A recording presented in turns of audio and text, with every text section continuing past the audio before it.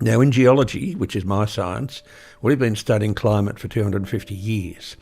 And what the so-called climate scientists tell us, and these are basically failed mathematicians who are unemployable and play with models, which are meant to tell us how things work, what these people are telling us is totally and absolutely different from what we see from the past.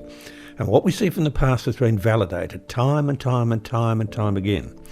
And therefore, these ideas that human emissions of carbon dioxide drive climate change are not in accord with what we know from the past. And what we know from the past is that carbon dioxide has nothing to do with climate change. It's plant food, and it's varied enormously over time.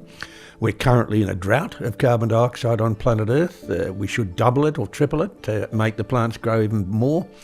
So it's not in accord with what we know from the past. Therefore, you have to reject the theory that human emissions drive global warming.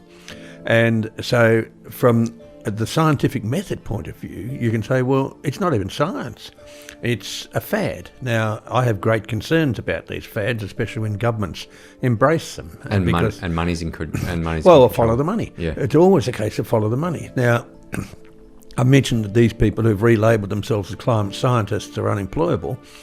That's why they're trying to frighten us witless, because they're unemployable. And they frighten us. The government say, oh, we're going to do something.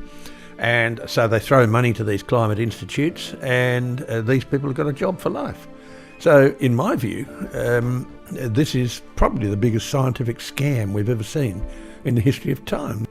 And this is just from my non-scientific background or non-university background. Every single time they seem to be wrong on something, they seem to change the name on it as well. I mean, it started off with like global warming, then it went to rising sea levels, then they called it global boiling, and now they've called it climate change. And to me, climate change is so vague that they can never be wrong. If it's too hot, climate change; too cold, climate change; tornado here, climate change; mass weather event here, climate change.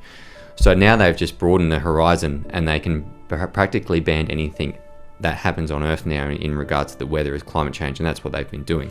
Well, that's done for a very good reason, because climate always changes. Exactly right. And it's been changing ever since the planet first formed. For most of time, we've had a warm, wet greenhouse planet. For most of time, sea level's been 200 to 300 metres higher than now. For most of time, we haven't had ice on Earth.